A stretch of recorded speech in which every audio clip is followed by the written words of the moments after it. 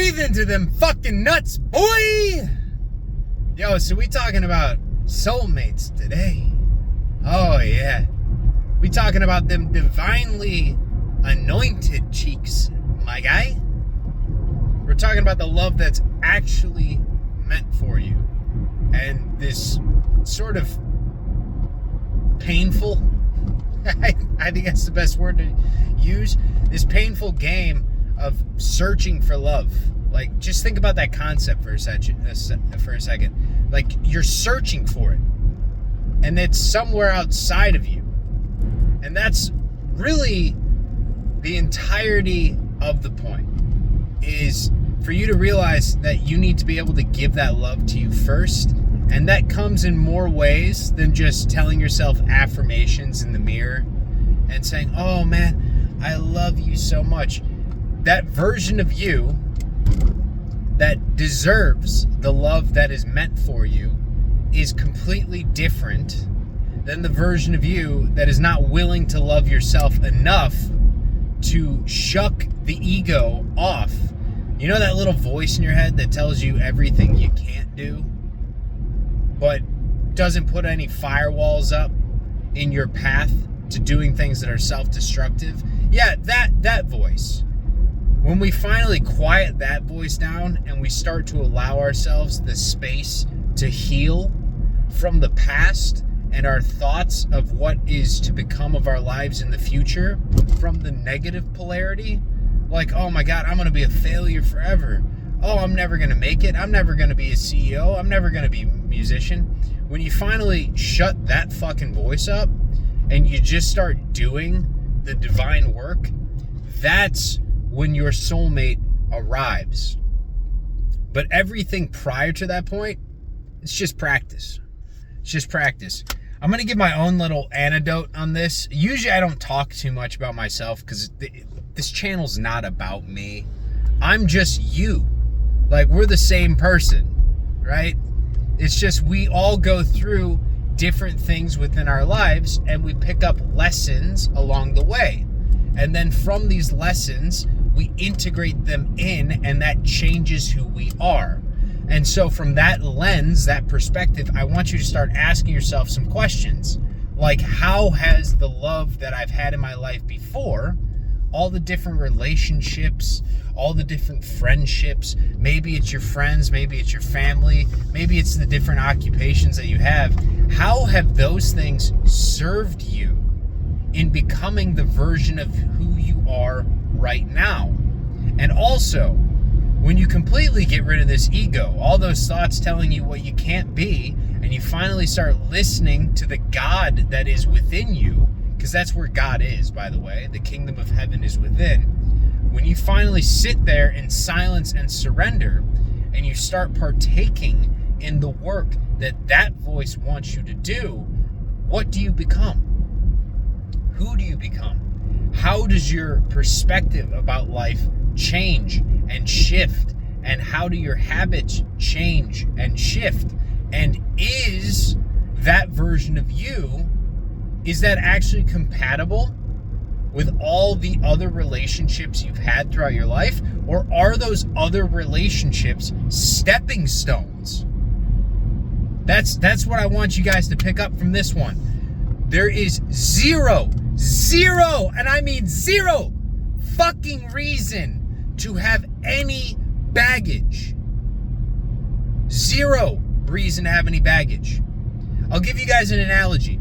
You go to an airport and God has a destination in mind for where your life is going to go, but you're only allowed to bring yourself onto the plane.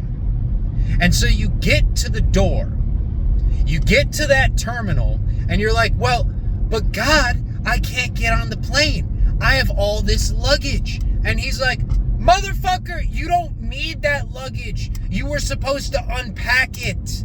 You were supposed to learn from it.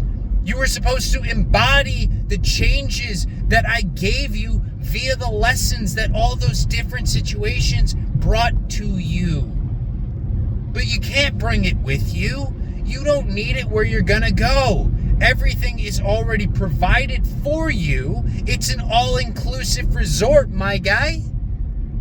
And you want to bring your baggage with you?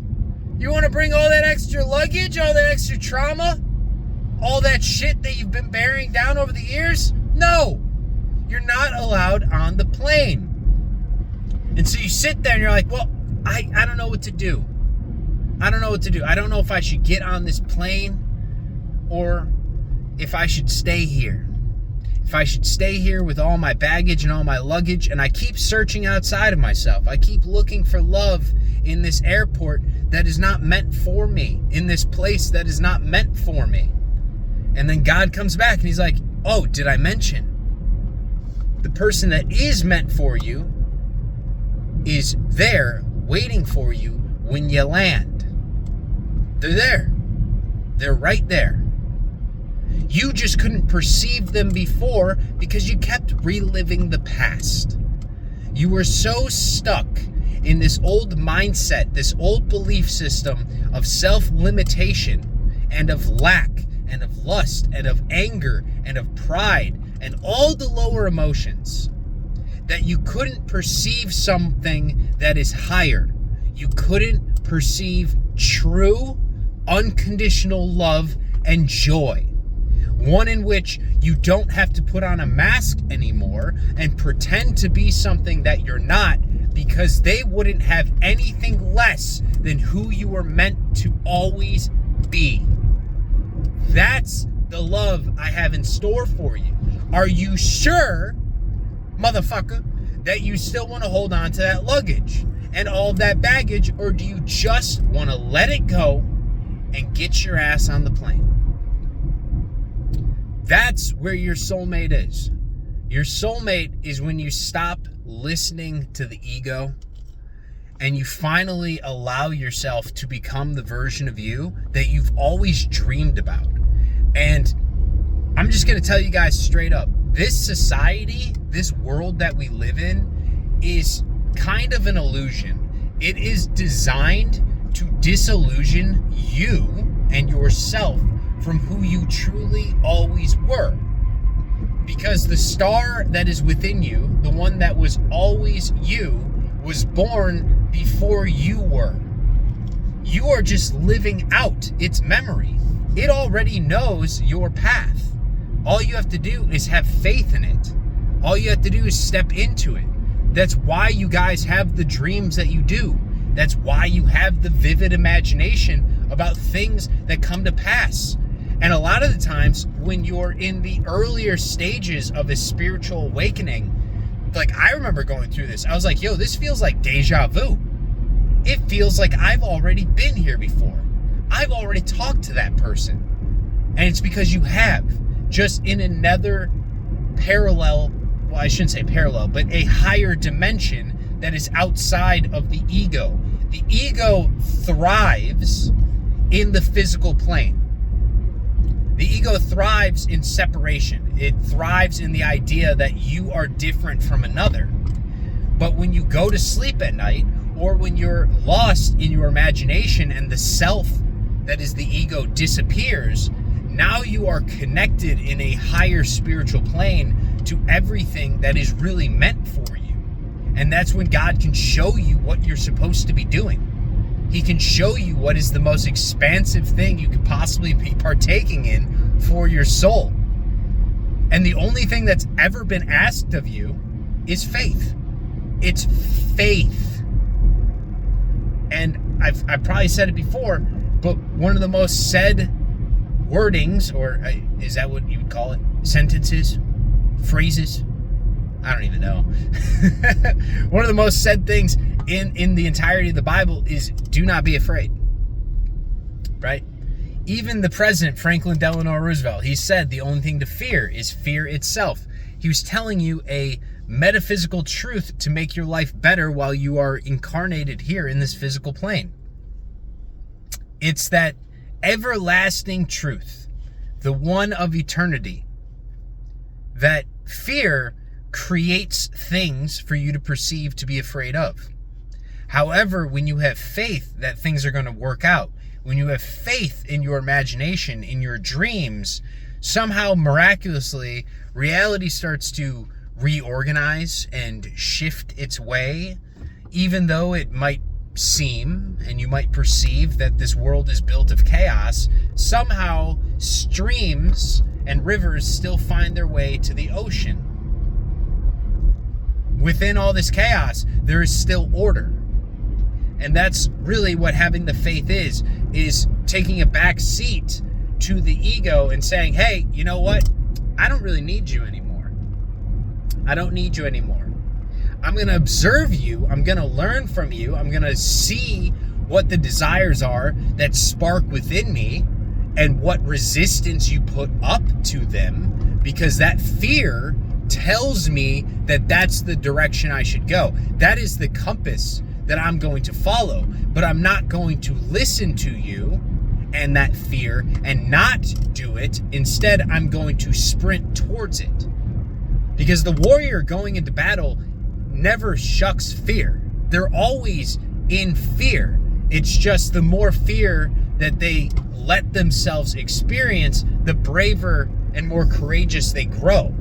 But it never leaves. You wake up every single fucking day. I wake up every single fucking day, and there's fear. There's fear like, hey, what if it doesn't work out? What if your books suck ass? What if your videos don't find an audience? And you know what I say to that? Good.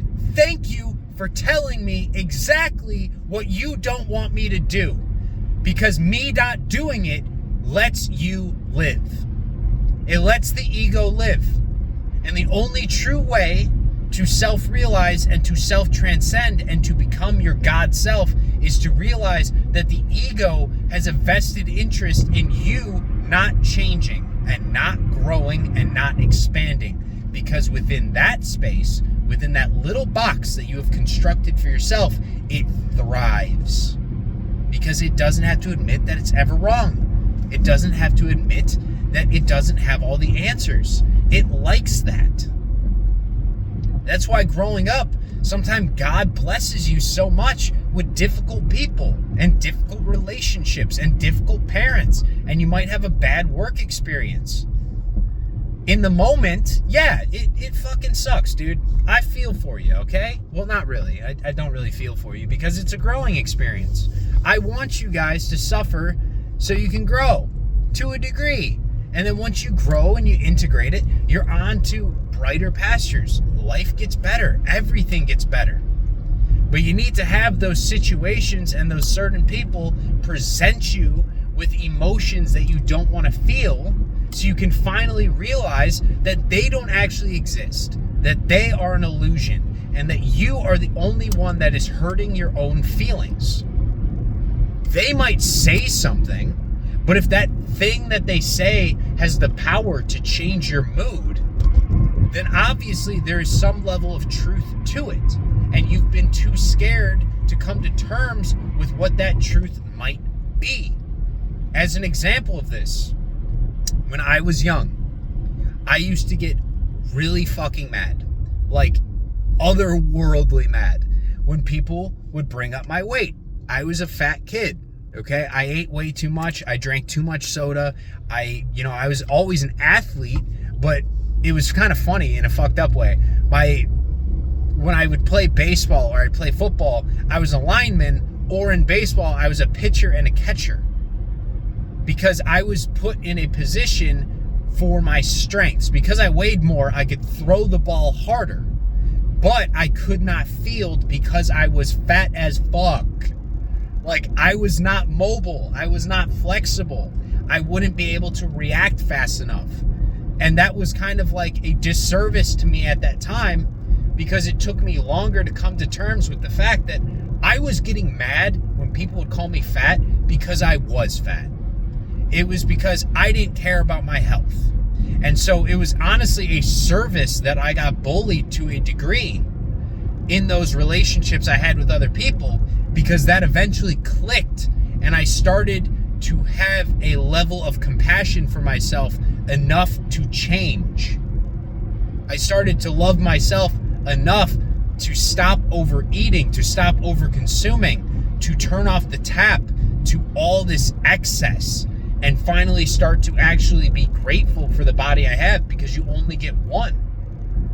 Another analogy I like is, you know, if somebody gave you a car, and it can be any car that you like, and it's, you know, let's just say it can go endless amounts of miles, right, for this analogy, how would you take care of it if it was the only car you will ever have? If it was the only one, you'd probably clean it. You'd probably get the mileage checked. You'd probably get all the tires taken care of. You'd make sure that everything is in order. There's no difference with your body. And so that was like the lesson I learned, but I had to learn it through the harshness that I perceived in the moment from other people. It hurt my feelings, but in actuality, I was hurting my own feelings by putting myself into that mindset in the first place of shoving that feeling down. And I had to finally sit with it and ask, you know, if I'm not fat, why does it bother me that people call me fat? If I'm, you know, if other people say, you know, you're not good enough and it makes you mad, maybe it's because you believe you're not good enough. And so I guess the lesson in this video is that love of your life, that soulmate that is meant for you, is on the other end of finally dealing and unpacking all the baggage that you've had and truly beginning to love yourself enough to be yourself. Like, what are the things? Like, I don't know, guys. I don't know you. You guys don't really know me. But, like, what are those things that make your heart sing? That bring a smile to your face every time you do them? Is it singing? Is it dancing? Is it cooking? Is it art? Is it singing? I already said sing. But like, think of like any of the arts that you could possibly partake in your life. Are those things that you're going to want to do the rest of your life? And have you been staying away from them because your ego tells you you aren't good enough to do them? Because if that's the case, that's what you're meant to do. And on the other side of that fear is your salvation. You need to walk through the flames. As Dragon Force said, through the fire and the flames. You gotta do it. You have to. Because that's the only way that your soul is ever going to expand. Otherwise, you guys can do whatever you want. But like, please, for the love of God, don't be that person that never tries whatever it is that they dream and they visualize within themselves until they turn 40 or 50 and have a midlife crisis. And then instead of actually doing that thing, you just decide, oh, well, I'm just going to go out and get a motorcycle and a tattoo. And I'm going to like get a Guy Fieri haircut. What? What are we fucking doing here? No. Like, that's probably what God is doing upstairs. He's got like this cigarette and he's just like, oh, Jesus Christ. Like, you still don't get it. I just want you to let me speak through you. And when you let me speak through you, you will become such a better version of yourself, a happier, more fulfilled, more loving version of yourself that will be on the same wavelength as the love that is meant for you. Like I said, the love that is meant for you, you do not have to compromise with. You don't, and that's another one of the lies that society tells you, like, oh, there has to be compromise in love. No, I've seen true love before. I've seen people in true love, and they literally, up and down the board, love every single piece of the other person, even the bad pieces, because they understand what created them in the first place.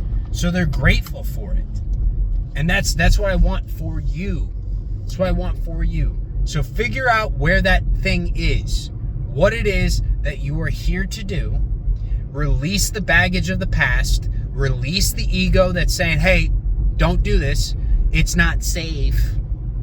And just fucking dive in, bro. And I'm telling you, once you dive in, you're going to magnetize yourself to such a degree that love has no other option than to just appear for you. Like, literally just appear out of nowhere. And you're going to be like, where have you been my entire life? Where have you been? I couldn't find you. And the answer is something that they probably aren't going to say out loud, but it's, I was waiting for you to be the version of you that you are right now. Because I wouldn't have seen you before. I wouldn't have seen the version of you that's sad and depressed and sitting at the desk, and you're not doing anything that you really want to be doing with your life. You're just kind of going through the motions. That's not the version of you I'm in love with. I'm in love with the version of you that is here right now, that is doing the thing that you're most passionate about, and that passion radiates out of you in such a way that I couldn't stay away.